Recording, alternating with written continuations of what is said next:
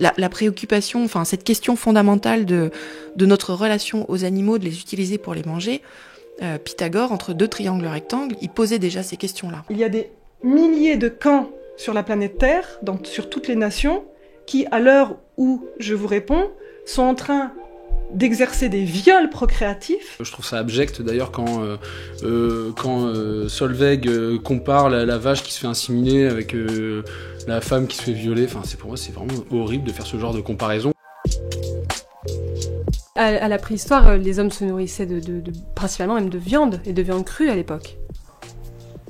Vous délirez complètement, c'est complètement faux. Enfin, je veux dire, instruisez-vous avant de dire de telles inepties. Enfin là, c'est du révisionnisme historique. L'un des objets du militantisme vegan, c'est de faire culpabiliser sur la consommation de viande.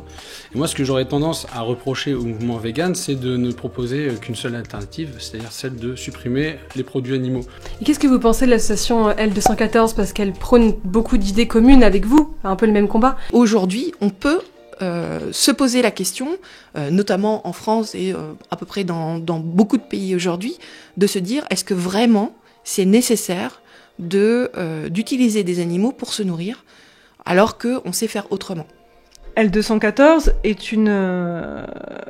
a un pari que je ne partage pas, c'est-à-dire que ce sont ce qu'on appelle des réformistes, c'est-à-dire qu'en fait ils se battent en faisant confiance dans le système tel qu'il est pour qu'il se renouvelle. La plupart des personnes qui deviennent véganes, enfin végétaliennes, c'est pour les animaux en fait qu'on le fait en fait. Et moi, on me dirait que on me retire, je vivrai moins longtemps, bah je le ferai quand même en fait parce que je voudrais pas être complice de ça pour ma morale, je voudrais pas. Nestlé, Bigard, Lactalis, JBS, Cargill, Tyson, WH, ce sont ces multinationales qui sont complètement inutiles à la survie du sapiens.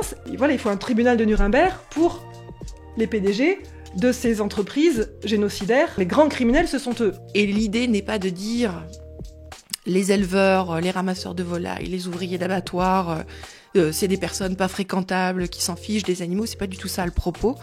C'est de dire notre société véhicule une violence vis-à-vis des animaux qui est institutionnalisée, qui est culturelle aujourd'hui, mais dont on peut sortir. Mais bien sûr, le véganisme est du spécisme libéral. Le vegan, s'il prend pas son cachet de vitamine B12, il en a pas.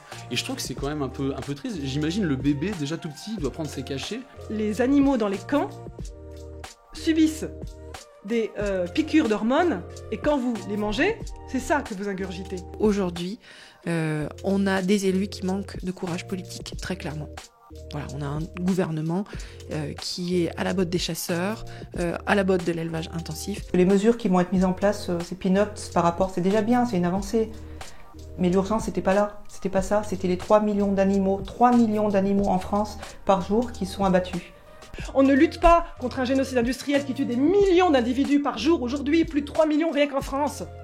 Aujourd'hui, rien qu'aujourd'hui, c'était le cas hier et avant-hier, et c'est une catastrophe. C'est une catastrophe.